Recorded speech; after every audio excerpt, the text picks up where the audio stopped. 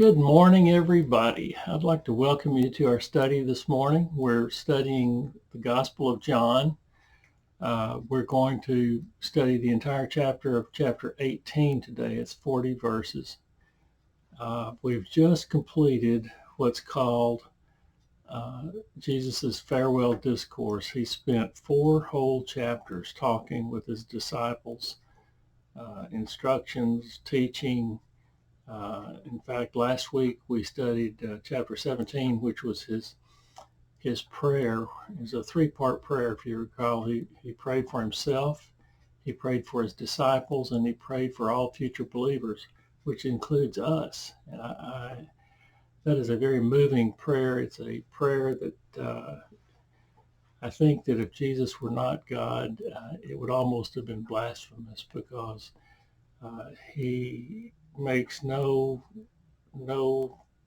leaves no doubt that he is God. He is praying to God, and he is God.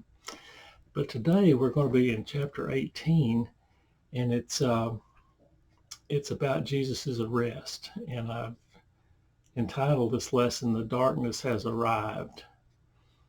And you'll see it. A lot of things come into play. Judas's betrayal, Peter's denial. It's all here today. So let's get right on into it. Let's start with verse 1. Begin in the beginning. Verse 1. When he had finished praying, and that's the prayer we just talked about of chapter 17, that 3-part prayer. When he had finished praying, Jesus left with his disciples and crossed the Kidron Valley. On the other side there was a garden, and he and his disciples went into it. Okay. Jesus had finished praying. The chapter 17 prayer, and since it is Passover, they are required to remain in the city precincts that night. Bethany was too far, really effectively too far for him to go to get there in time. It's east of Jerusalem. East of Jerusalem, there's a steep valley called the Kidron Valley. He had to cross a dry river bed. It's what I would call a dry wash out on the deer leaves. But where they end up is in an olive grove, referred to here as a garden. It's an olive grove, a grove of olive trees, and it's called Gethsemane. Very familiar word to us. Gethsemane, we call it a garden. It's really an olive grove. The Synoptic Gospels have Jesus praying there. John does not record that. Maybe we can cover that another day, but it's a very moving time. If you recall, Jesus takes his disciples in, which is, we do get that background. He takes them in there with him, and he prays to God, and we can really see that Jesus had a will. If we covered that time, he knows what's getting ready to happen. He's going to be arrested, tried, convicted, and executed in a very painful way. And he wants to double check with God if there is any other way. Maybe we should try that. And he is well aware that there is no other way. He is always in tune completely, 100%, with God's will, and he is always obedient to it. So he knows this is going to happen. Okay, so let's look at verse 2. Now Judas, who betrayed him, knew the place, this place where they were going, because Jesus had often met there with his disciples. Judas knew the place where Jesus went often, so he knew he would be there. He knew it from experience. He knew where to look. Jesus would be in that garden. And so that's where Judas made plans to do his dirty work. So let's look at verse 3. So Judas came to the garden, guiding a detachment of soldiers and some officials from the chief priests and the Pharisees. They were carrying torches, lanterns, and weapons, so you could see them coming a mile away. If you wanted to get away, you could. Jesus is leading Roman soldiers. Some scholars say that these were Jewish, the Jewish guard of the temple and that sort of thing, but there is no doubt that it's Roman soldiers. And the Jews, the big guns, the chief priests and the Pharisees, the fat cats, the Caiaphas of the campus in their own minds. So that's who we've got: soldiers, Gentile, Roman soldiers, and Jewish religious leaders. It's very interesting. Jews and Romans were involved in the arrest. Could there have been some kind of collusion? You really wouldn't need Jewish leaders to make an arrest, but yet they were there and they wanted to be there. This was the situation where they had hired Judas to help them catch this criminal Jesus. The Jews are now putting their plan into action, and the entire world, both Jews and Gentiles, have come against Jesus. The entire world, represented by Gentiles, the soldiers, and the Jews, the religious leaders. The entire world is pictured as being against Jesus in this minute. All will be held responsible for his death, not just the Jews. Let's look at verse 4. Jesus, knowing all this was going to happen to him, went out and asked them, "Who is it that you want?" He addresses this group of people that have come for him. He says, "Who is it that you want?" Jesus is not surprised. He asks, "Who do you want?" He doesn't shrink back. He does not try to run. You know, he could have run easily. They were coming with torches and lanterns. He could have seen him a mile away. He doesn't run. He doesn't try to resist. He is willing to die. He knows he's about to die. He is willing to die. He will give up his life, and they will not take it from him. I want to read chapter 10, verse 18. Just as a reminder. You don't need reminding, I'm sure, but it's my job to remind you. All right, chapter 10, verse 18 says this: "No one takes it from me." This is red letter. This is Jesus speaking. No one takes it from me. Let's go back to 17. Chapter 10, verse 17 and 18. "The reason my Father loves me is that I lay down my life only to take it up again. No one takes it from me, but I lay it down of my own accord. I have authority to lay it down and authority to take it up again. This command I received from my Father." Jesus is a willing sacrifice. We talked about that. He's already dealt with that the final time in Gethsemane as he prayed to God, and he is making it plain. He's laying his life down of his own accord.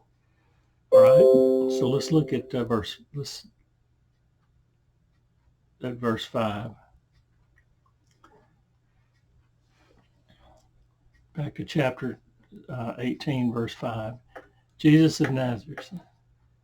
Jesus just asked in verse 4, who is it that you want? And they say, "Jesus of Nazareth." They replied, "I am he," Jesus said, and in parenthetical remarks, "and Judas, the traitor, was standing there with them." Okay, the answer, Jesus of Nazareth, they say, in regard to Jesus's question. Jesus of Nazareth was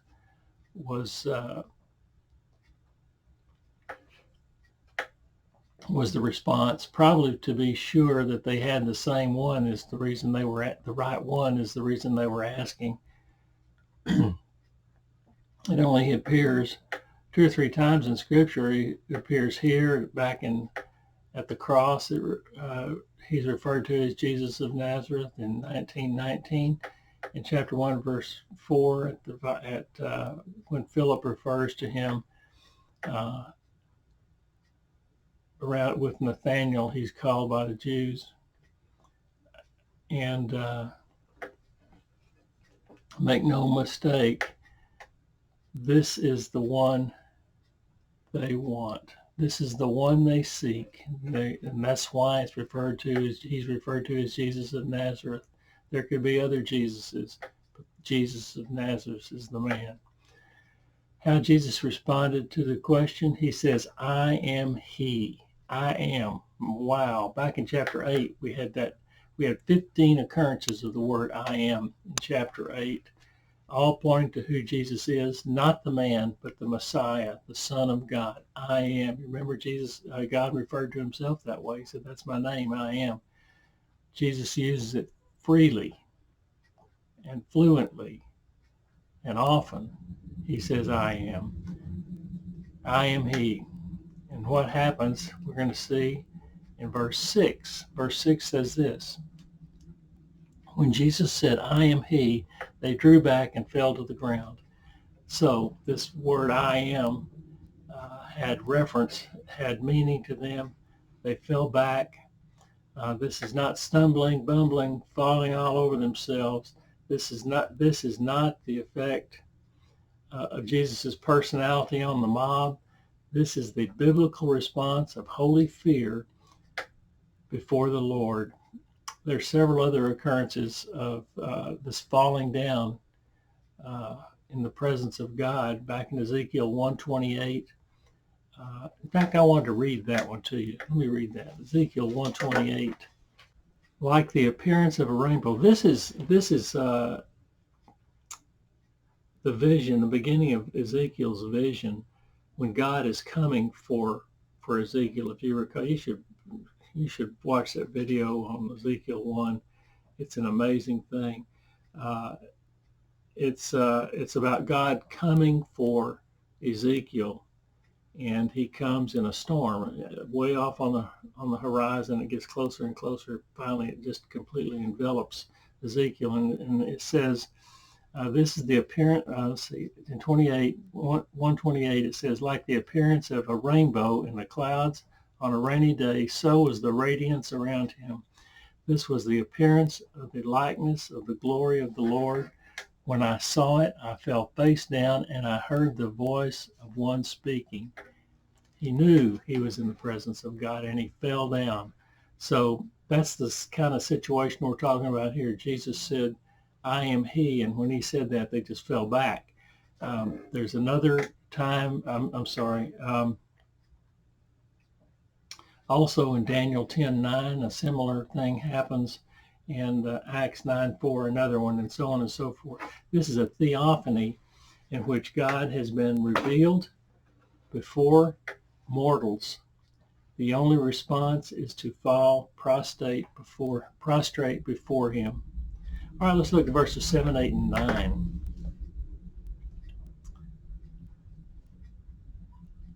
Again, he asked them, who is it you want? That's red letter. Jesus is speaking. Who is it you want? Jesus of Nazareth, they said. Jesus answered, I told you that I am he. If you are looking for me, then let these men go.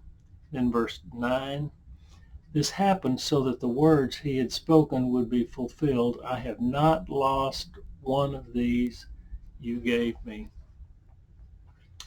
The question again before Jesus is, who do you want? The response, then Jesus' response, then you have me, so let these guys go. And in verse 9 is the fulfillment of chapter 17, verse 12. We just covered that in the last one or two lessons. None you gave me will be lost. So he just tried to let his disciples go. These two exchanges of questions are interesting. Jesus leads the conversation. They only answer his questions rather than being in control and asking Jesus questions. Jesus has taken over the conversation. He's in control. He gives his life willingly. We've already said that this week. We've said it before. He does not run. He does not resist. So let's look at verse 10 and 11.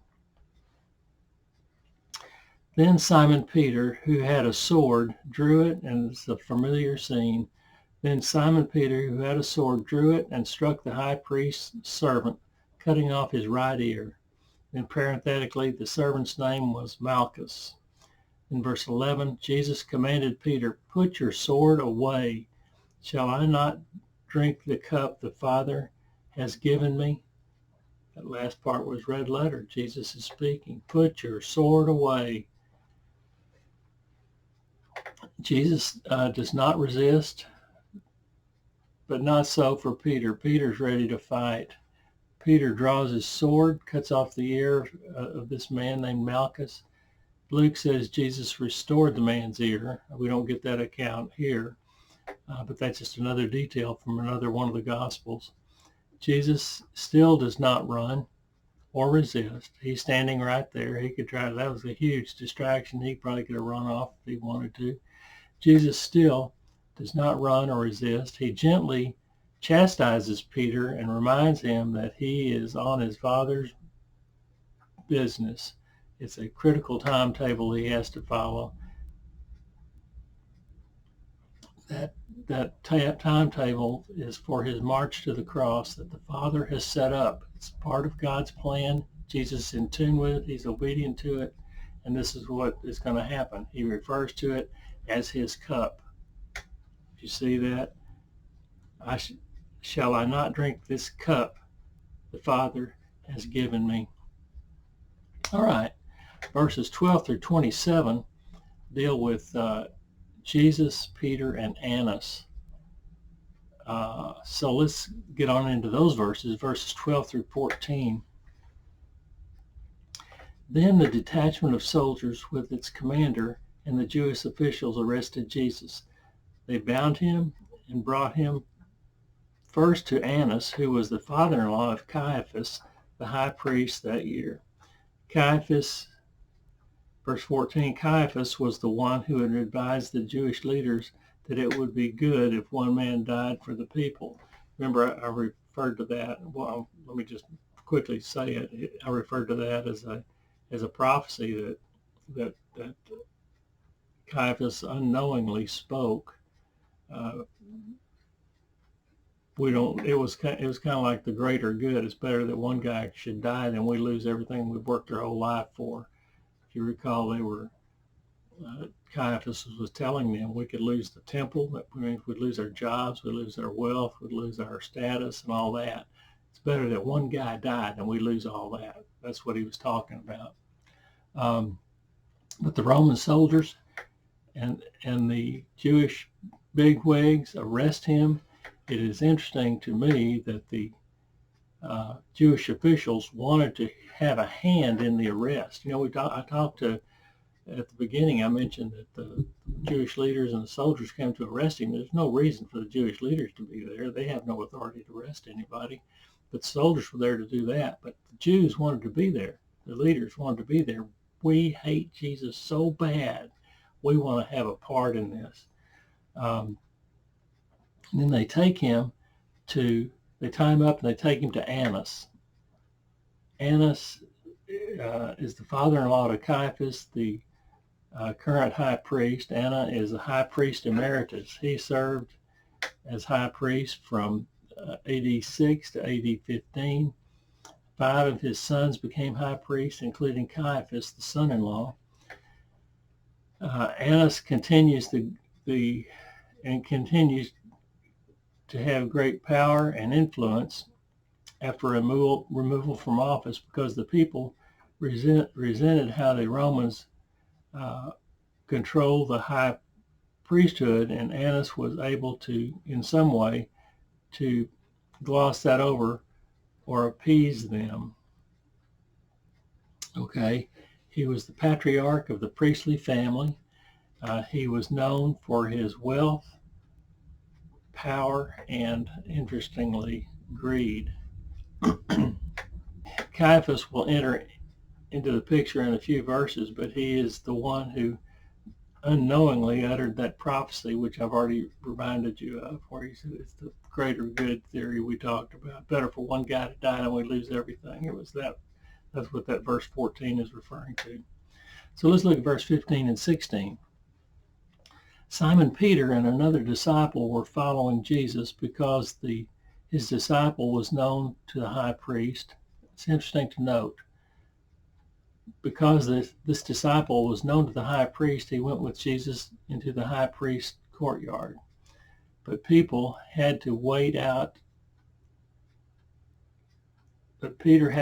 outside at the door. The other disciple, who was known to the high priest, came back, spoke to the servant girl on duty there, and brought Peter in. It's very interesting to me. And I've never noticed this before. I've taught this before, and when I taught it, the last time I taught the Gospel of John was when I noticed what I'm getting ready to tell you. And I don't see it being any other way. It's very, very interesting. Peter and another disciple followed the arrest party. Jesus and all the guys that were arresting him. Peter and another disciple. He's unnamed. And who would that be? Usually it's John. When it's talking, John never calls his own name. He's usually referred to as the one Jesus loved or another disciple and that sort of thing. So you just kind of assume that it's John that's following along with Peter. But it's an unnamed disciple. This is the strange and interesting part. This unnamed disciple went into the it says right here, this unnamed disciple went into the high priest, into the high priest's courtyard with Jesus. All right. Why and how did he do this? He was known to the high priest, it says. But Peter had to wait outside. I want you to picture that. Peter and another disciple, whoever that is, following along. This other disciple was able to go in, but Peter had to wait outside. And how could that be? Who could the other guy be? Some people think it was John. Some people think it was just one of the other disciples. And some others, including me, very strongly thinks that other disciple was Judas. But look what happened in verse 16. This disciple talks to the girl at the door and gets Peter in. So far, so good, but the disciple must have a little influence to make that happen. They knew him. They knew who he was.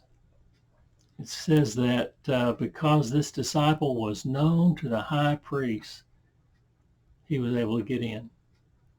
And he had enough influence to get Peter in as well. Okay, let's look at verse 17. You aren't one of this man's disciples, are you? This is the first denial. He's talking to Peter. I think this is the servant girl that's talking, but nevertheless, you aren't one of this man's disciples, are you? She asked Peter. He replied, I am not. The girl asked him if he is a disciple, and Peter's first denial, he says, I am not. Now, why would he not want to? It's because he's afraid the same thing's getting ready to happen to him. This is where this fear starts. We're going to see all the way through the execution. The disciples are afraid, scared to death. But we knew that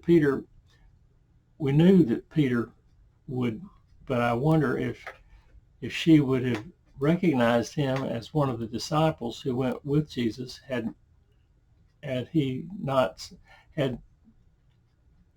Judas not spoken to her. I wonder if he told her who Peter was. He's one of the guys, let him in. Okay, well, so now she gets the opportunity to talk to Peter and says, are you one of the guys?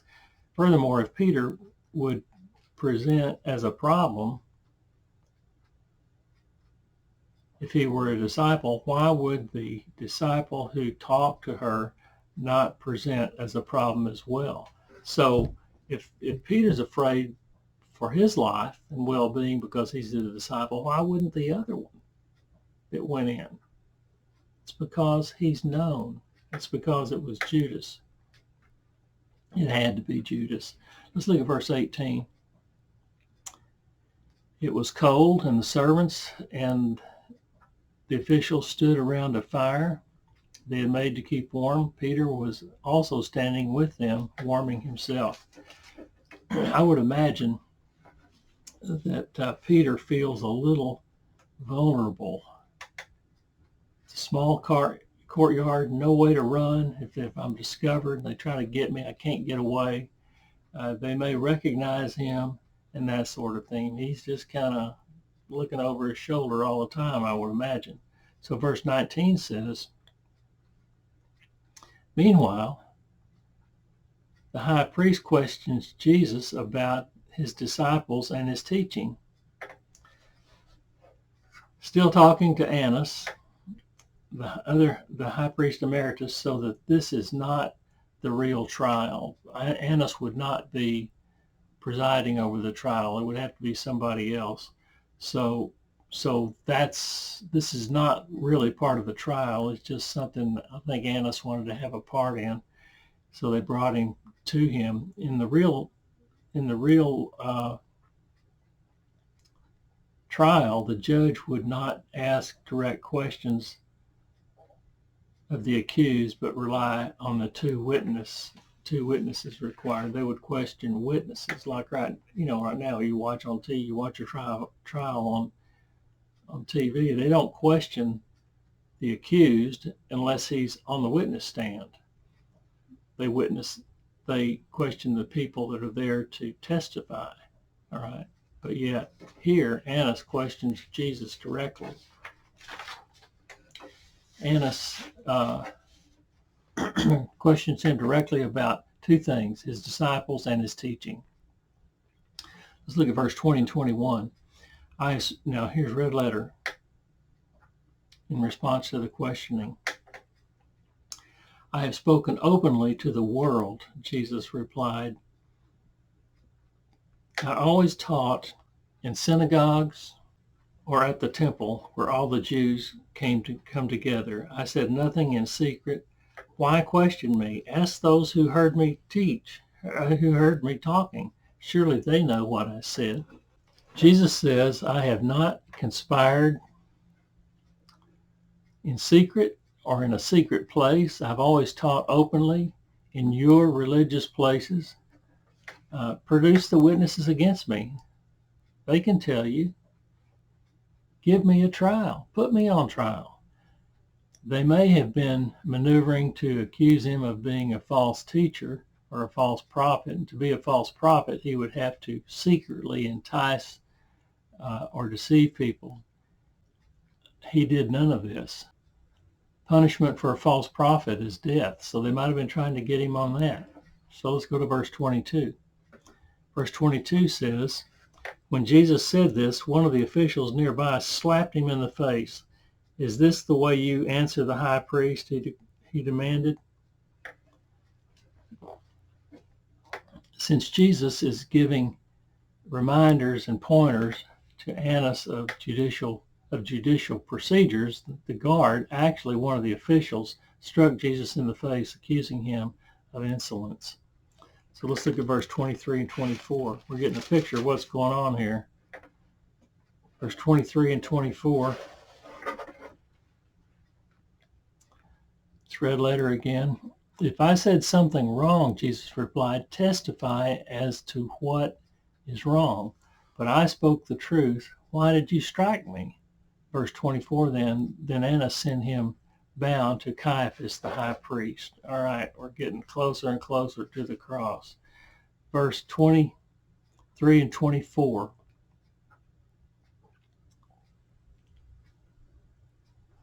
Annas is kind of stuck. Again, Jesus is basically insisting on a trial, and he says, anyway, why did you strike me? That's against the rules. That's what Jesus said. I think it actually shows the hatred the Jews had for Jesus. If you go back to one of the earlier chapters in the farewell discourse, Jesus we talk very at length about how the world hates Jesus, and because they hate Jesus, they're going to hate the disciples. Because they hate the disciples, he's going to hate all future believers. But I think they hate Jesus, and they can not stand it that he breathes the same air that they do. So there's no accusatory witnesses. There's no suppressive activity. There's no evidence of leading people astray.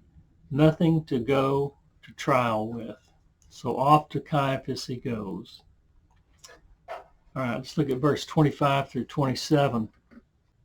Meanwhile, Simon Peter was standing there warming himself. So they asked him,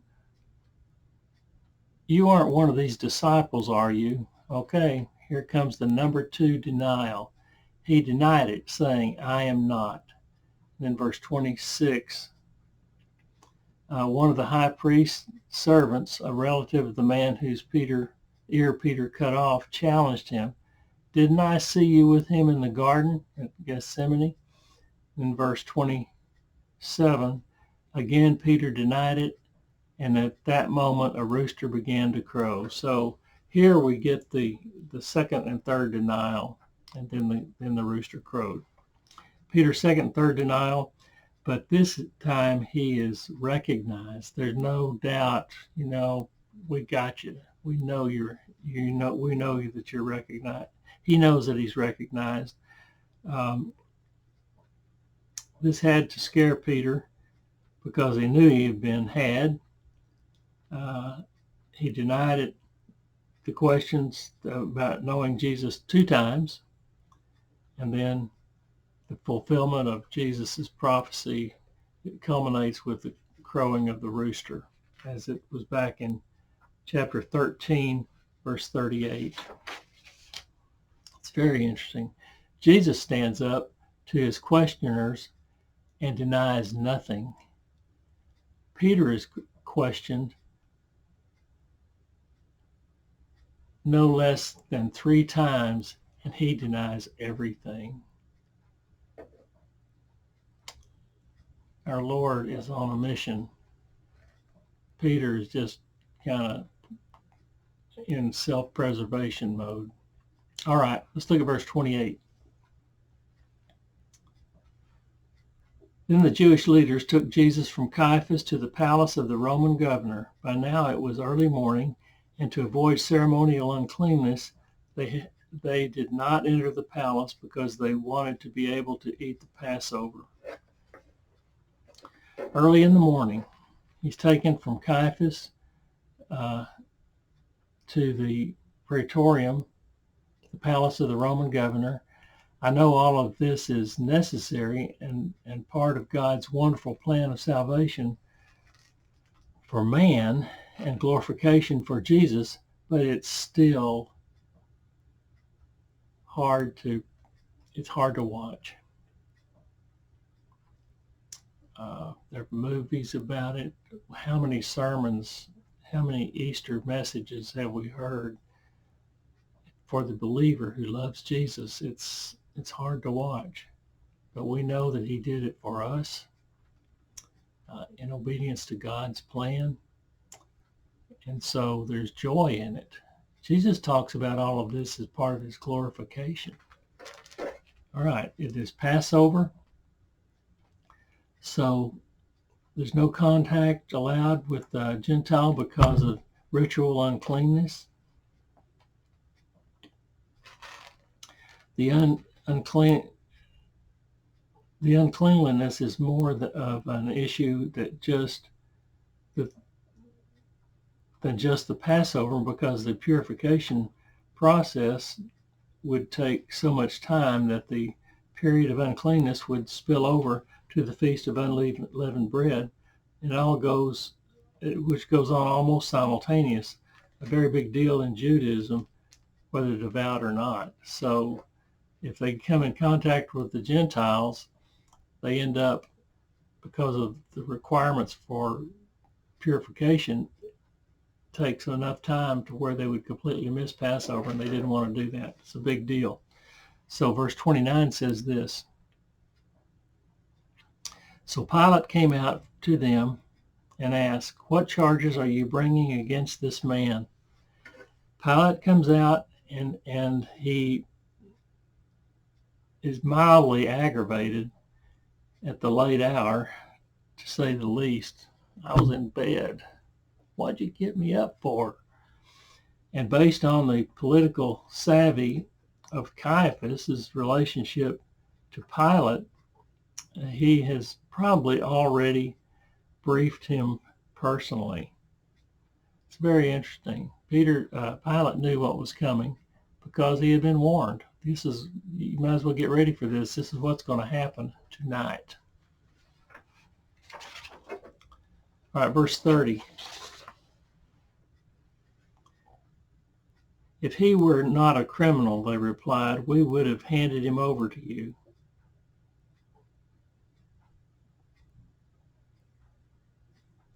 If he were not a criminal, they replied, we would not have handed him over to you. I think deep down, Pilate views this as an internal Jewish matter that he wants nothing to do with. Here the Jews don't even say what the charges are. They just say, if he wasn't a criminal, we wouldn't have brought him in here, Pilate. What do you care about what the charges are? We've already made that decision. Verse 31 and 32, Pilate said, Take him yourselves and judge him by your own law. But we have no right to execute anyone. They've already decided they want to execute him. We can't do that under our law. They objected. Verse 32, this took place to fulfill what Jesus had said about the kind of death he was going to die, meaning he was going to be executed. Pretty sure this is an appeal to Pilate to take the case. Obviously, they are looking for the death of Jesus, so Pilate reconsiders. Can't believe he could be pushed into something like that. But again, you got to remember there's a special relationship between the Roman government and the Jewish leaders. They don't want to mess with the Jews, and so they allow the Jewish leaders to keep them under control. So they have a certain amount of leeway of being able to do things just for the sake of peace in the community. No uprisings, no skirmishes, no rioting in the street and all that. As soon as that happens, the Romans would take away all the privileges that the Jews had. All right, so let's look at verse 33. Pilate then went back inside the palace, summoned Jesus, and asked him, "Are you the king of the Jews?" Famous. Pilate reconsiders and goes on. He summons Jesus and goes straight to the only real interest he has in any charges that might be against him. Are you a king? Are you the king of the Jews? Specifically, he says. The last king was Herod the Great, and Rome had not authorized any king since the coming of the governors like Pilate. This question is more on the reality order of, are you a seditionist or an insurrectionist? Are you a terrorist in today's lingo? So let's look at verse 34. Again, what I just said makes it plain that Pilate is interested in maintaining peace. And if this is going to be an issue where we can't maintain peace, then there's going to be some other considerations. So let's look at verse 34. This is a red letter. Is that your own idea, Jesus said, or did others talk to you about me? Have you been warned? As usual, Jesus takes over the conversation to where the other party is the one answering questions. Still an interesting thought from Jesus. Is somebody telling you stuff, or did you just come up with this on your own? Verse 35. I am a Jew. Am I a Jew? Pilate replied. Your own people and chief priests handed you over to me. What is it that you have done? If you are not an anarchist, seditionist, or terrorist, then what kind of king are you? Pilate has to figure this out. Are you a king challenging Rome? The Roman questions to which the answer is no. I'm not a king challenging Rome. Are you the Messianic king of the Jews? The Jewish question to which the answer is yes. Pilate kind of recoils at any possibility that he could have any interest in Jewish religious issues. Nevertheless, what kind of king are you? Is what he wants to know. Verse 36, Jesus said, "My kingdom is not of this world. If it were, my servants would fight to prevent my arrest by the Jewish leaders. But now my kingdom is from another place."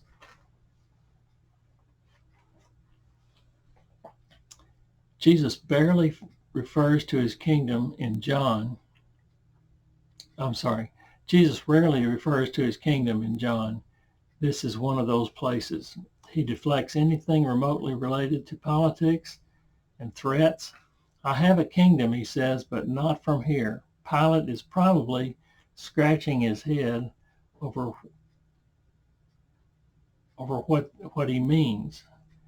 Then Jesus says, if my kingdom was from here, my servants would fight to prevent my arrest. Oh, how plain that should be to us. If God didn't want this to happen, if Jesus were not in tune with it, there'd be angels coming down here. He's referred to stuff like that before. My angels would stand up for me and you wouldn't have a prayer. But this is what we're talking about. So let's look at the first part of verse 37. You are a king then, said Pilate. Pilate keeps pressing, looking for a confession. Pilate may still have grounds for an indictment. He states the question, so you are a king. But the last part of verse 37 is Jesus' reply. He says, you say that I'm a king. You say that I'm a king. In fact, the reason I was born and came into the world is to testify to the truth. Everyone on the side of truth listens to me. That was Jesus' answer.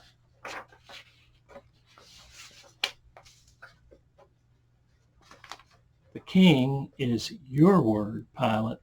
Jesus has told him what the kingdom is not. It is not of this world. It is not from here. Now he tells him what it is. It's the kingdom of truth. I was born to be it. Now he tells him, he was born to be it. I come to testify about it. My followers are on the side of truth, and they listen to me. He came to disclose the truth, to unveil it, not merely to point out things as he finds them. This big time revelation here, is what he's saying. We know when he speaks, he uses God's voice and God's words. Therefore, truth is theological. It's not the truth that they want to hear. It's not the truth they want to live by. It's theological truth. In Pilate's eyes, everybody wants to claim their efforts are true. Did you ever see a guilty criminal? I didn't do it. So now Pilate has a chance to join Jesus in the truth. He is in a position where he has to accept the truth or squash it. Always a decision when confronting Jesus. Are you going to take it and accept it, or are you going to reject it? All right, verse 38. What is truth? Retorted Pilate. With this he went out again to the Jews gathered there and said, I find no basis for a charge against him. To Pilate, Jesus Jesus' words are theological mumbo jumbo. So he tells the crowd he finds no basis for a charge. He said, I don't care about theological things. I care about truth as defined by Roman law. He doesn't fit the description of a terrorist or an insurrectionist. All right, verse 39 and 40. But it is your custom for me to release to you one prisoner at the time of Passover. Do you want me to release the King of the Jews? I just love that. Deep down, you just say, give it to him. Do you want me to release the King of the Jews? They shout back, no, not him. Give us Barabbas. Now Barabbas had taken part in an uprising. All right. But he says, I can make my decision based on I keep him and release another. Release him, the King of the Jews. Put it this way, the King of the Jews, put it this way, and I will choose somebody else for sure. He couldn't release a king. They chose to release Barabbas, a true terrorist. So this is called amnesty for Jesus or amnesty for Barabbas. Jesus, who is not a threat to Rome, will be kept, and Barabbas, a genuine threat to Rome, a true insurrectionist, one guerrilla fighter who has been involved in rebellion, one who the RSV and the King James translate as a robber, will be released. Jesus' arrest, he's gone to trial.